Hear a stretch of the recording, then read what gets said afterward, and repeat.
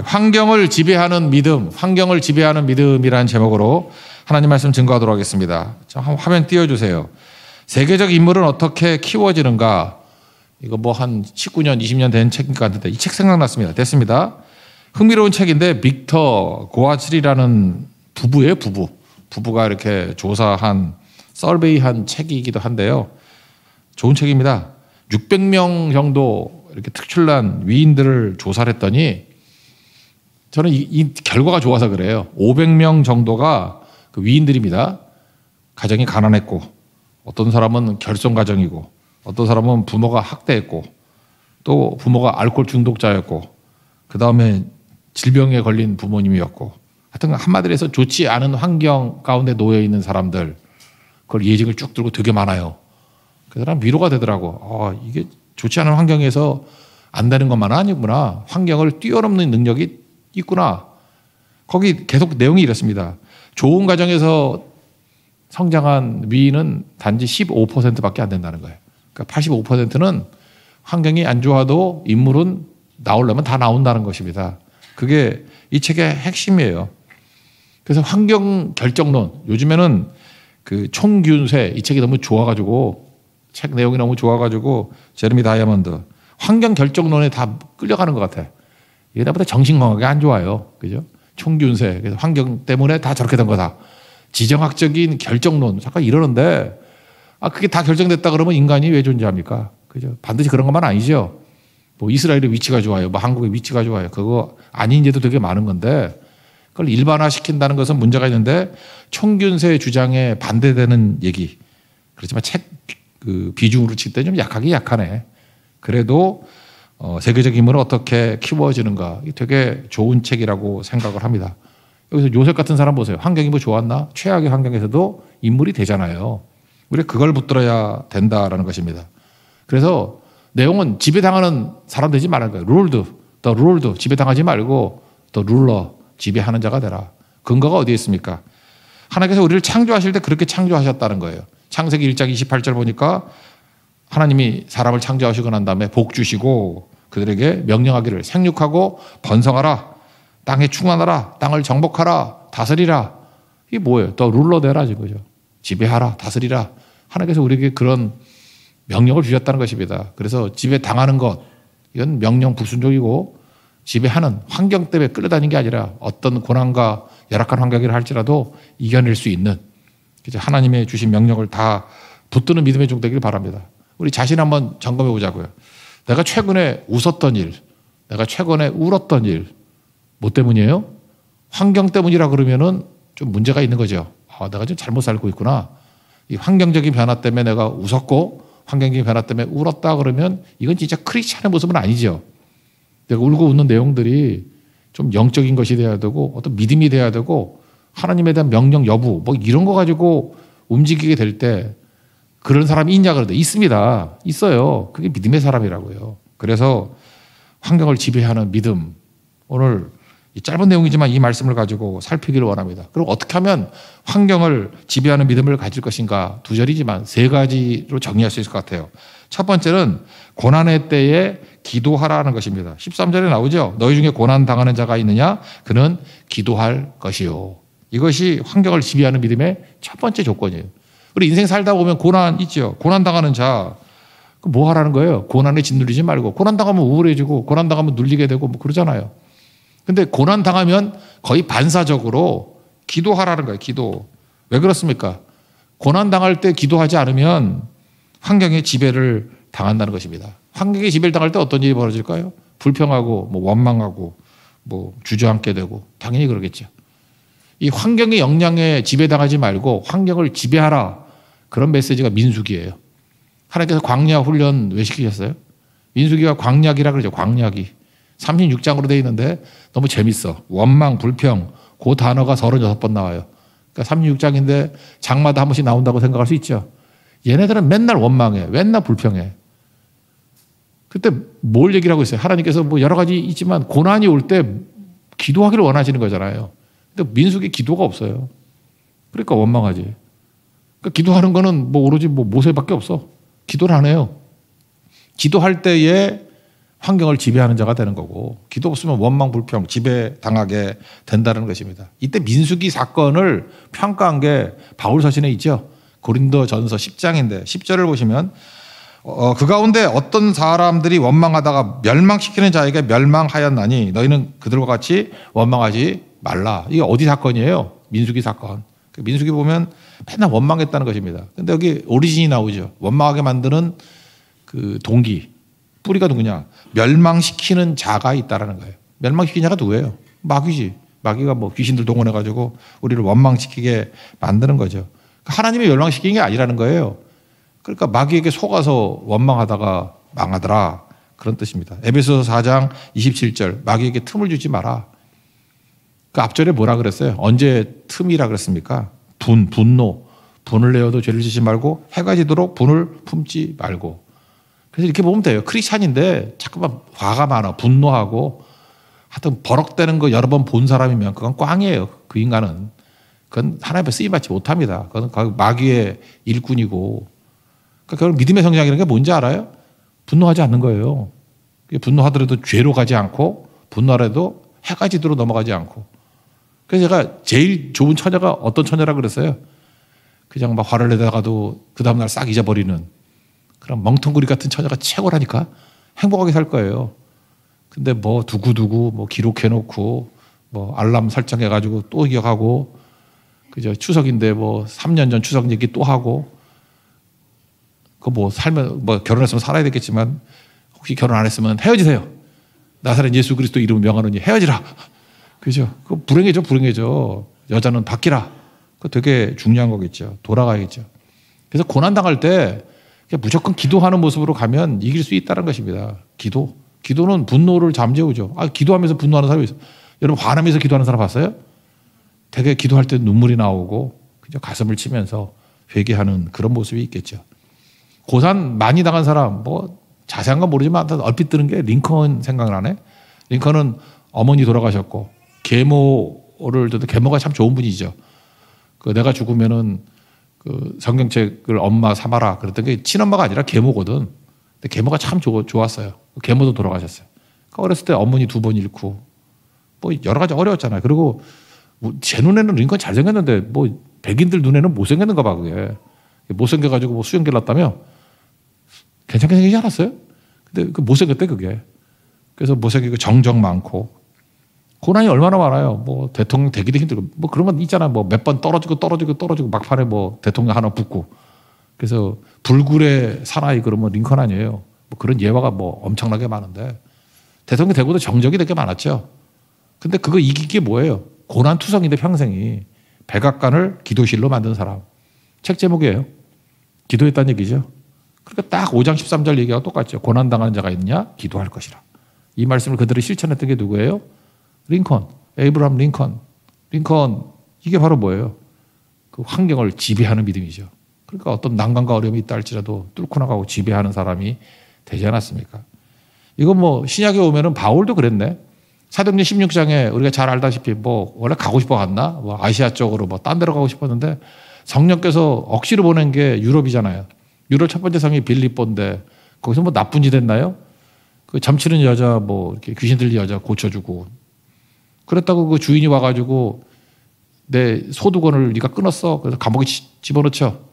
그러니까 이게 얼마나 억울한 일입니까? 그리고 하나님 앞에서도 약간 좀 원망이 나올 때 아닌가? 내가 이래서 여기 안 온다 그랬잖아. 뭐 이럴 수 있고 그죠? 아니 기껏 보내놓고 뭐야 감옥을 보내요? 그럴 건데 우리 잘 아는 16장 25절 한밤중에 무슨 얘기예요? 한밤중에 강조되고 있는 거죠. 형통함 아니라는 거예요. 잘 될 때 아니라는 거예요. 고난이 오고 억울함이 오고 해석이 안 되는 그런 문제에 봉착하게 됐을 때 바울과 실라가 기도하고 하나님을 찬송했다. 죄수들이 듣더라. 그게 중요한 거죠. 고난 중에 기도했다. 야고보서 5장 13절 말씀 그대로죠. 그랬더니 뭐 다 알잖아요. 이 본성을 거스리는 거죠, 이건. 고난 당할 때 기도가 나오나. 근데 기도했더니 이거 항상 이게 미완료거든. 계속 이런 식으로 훈련하라는 거예요. 이런 식이 그냥 반사적으로 나오게 만들라는 거예요. 기적이 나타나죠. 원래 때리던 사람 아니에요, 간수가. 간수가 회개하고 주 예수를 믿으라. 그래야만 너와 내 집이 구원을 받으리라. 그 빌립보 교회 시초가 되죠. 그때부터. 그러니까 고난 중에 기도하면 다 뒤집어져요. 그러니까 환경을 지배하잖아요. 지금 여기서 바울이 환경에 지배당하나요?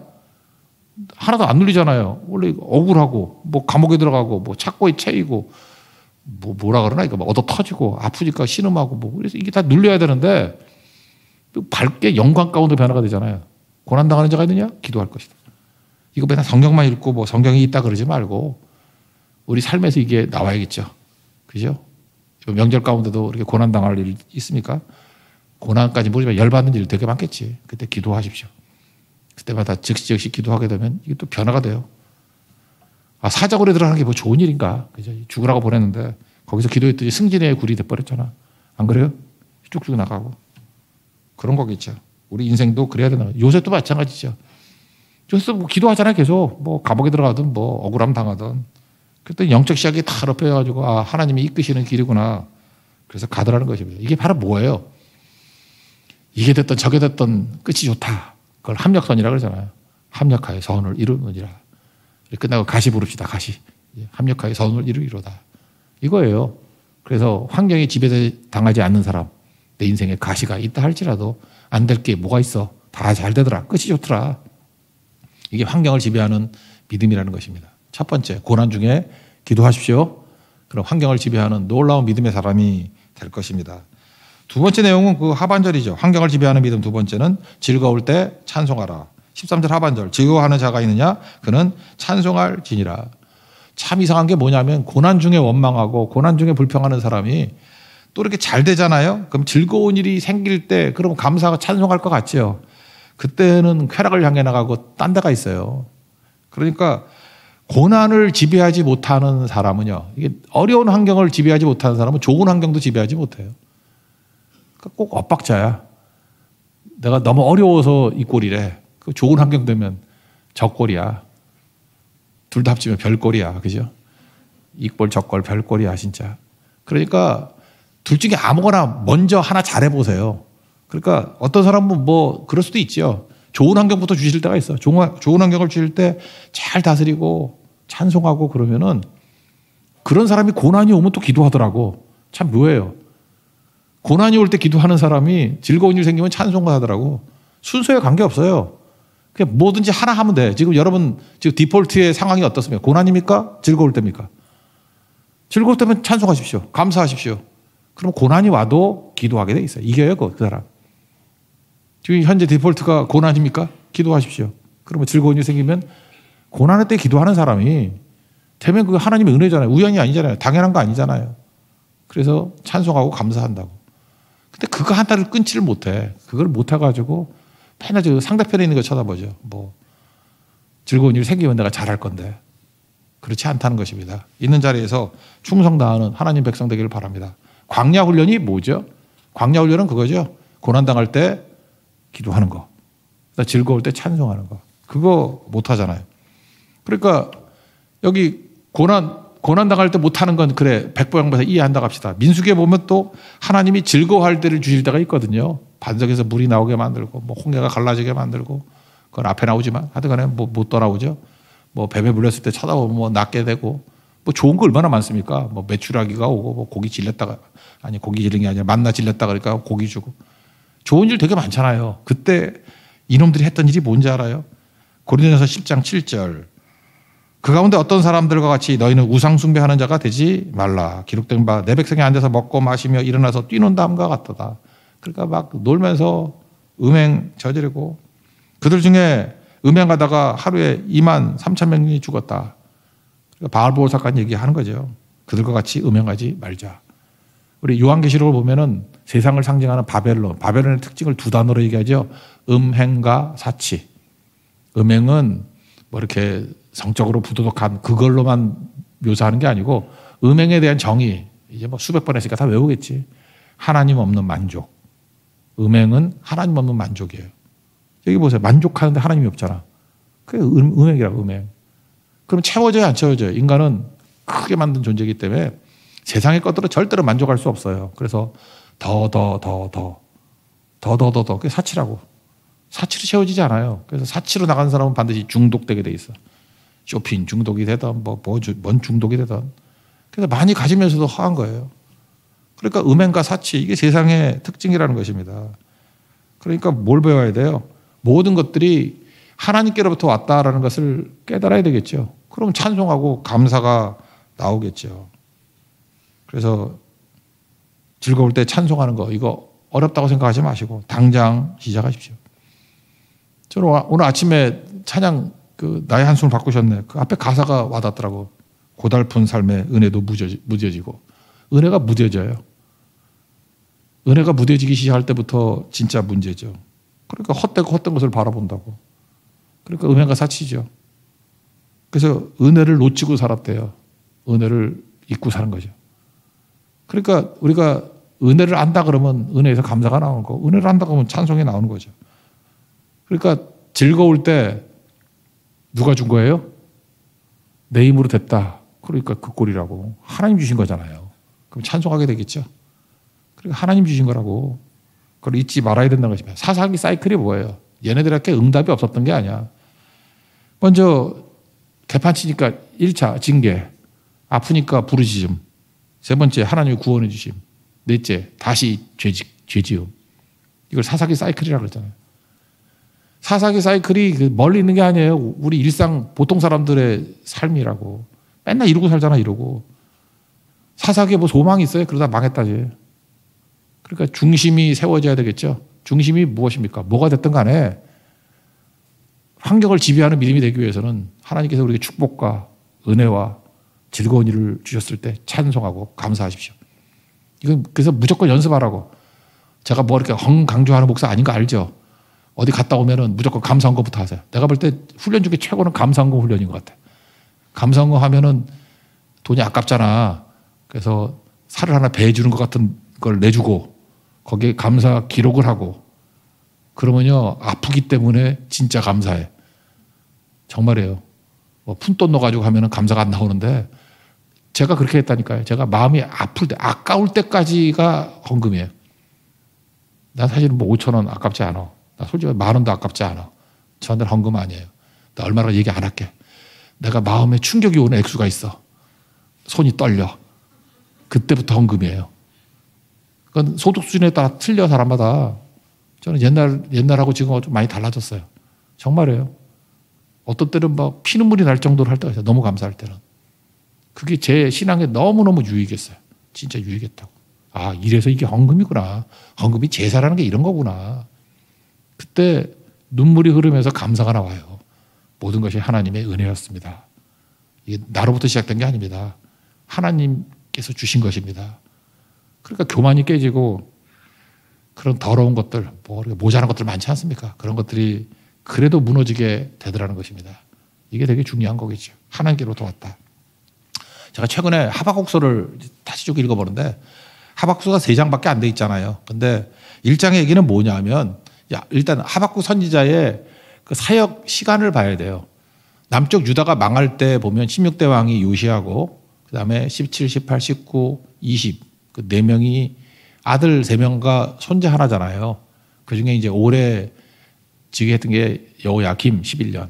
그다음에 마지막 놈이 시드기야가 11년, 22년. 그리고 여호아하스가 3개월, 여호야긴 3개월. 합쳐서 그냥 1년으로 칩시다. 그러면 망할 때 그 4명의 또라이 왕들 4명 때 사역을 했겠죠. 그리고 요시야 마지막 3년 사역했겠죠. 요시야가 개혁하고 그러다가 바로 누구한테 죽잖아요. 무기토 전투에서. 그러니까 요시야의 전성기를 봤어. 그리고 망하고 1차, 2차, 3차 포로로 끌려가는 걸 다 본 게 하박국이에요. 26년 동안의 사역이에요. 1장의 내용이 뭔지 알아요? 하나님 좋습니다. 우리 유다가 범죄한 거 그래요. 네, 받아들입니다. 근데 유다보다 더 나쁜 놈들이 죠 아수르고 더 나쁜 놈들이 죠 바벨론인데 그때 이제 바벨론 아수르가 이제 정복돼서 한 나라가 되는 거예요. 저놈들한테 우리가 끌려간다는 게 말이 됩니까? 그래서 1장 13절에 이렇게 나와요. 어찌하여 거짓된 자들을 방관하시고 하나님이 방관하십니까? 악인이 자기보다 의로운 사람을 삼키는데도 잠잠하십니까? 하나님에 대해서 하나님 이렇게 방관해도 돼요? 하나님 이렇게 잠잠해도 돼요? 그러니까 이게 신정론이라 그러죠. 하나님 앞에서 악인의 형통을 항의하는 거. 이게 말이 되냐고. 하나님. 2장의 답이 하나 나오고 3장의 답이 하나 나와. 2장의 답이 뭐냐? 우리 뭐 로마서에도 중요한 주제 아니에요? 보라, 그들의 마음은 교만하며 그 속에서 정직하지 못하나. 그래, 걔네들이 교만하고 정직하지 못한 거 너하고 뭔 상관이야? 우리 무슨 영화에서 나온 대사같이 너나 잘하세요? 걔네들이 그런 거하고 너가 뭔 상관이야? 너는 의인이니까, 믿는 자, 의인은 그의 믿음으로 말미암아 살리라. 그게 뭔 상관이야? 믿음으로 살아. 똑같은 게 성경 제일 마지막 장, 요한계시록 22장 11절에도 나오죠. 마지막 최후 심판이 끝날 때까지 불의를 행한 자는 그대로 불의를 행하고 더러운 자는 그대로 더럽고. 세상은 두 길이 있다는 거야, 두 길. 더럽게 행한 사람은 계속 더럽게 행해요. 그게 너하고 뭔 상관이야? 너나 잘하지. 그 다음 뭐라 그래요?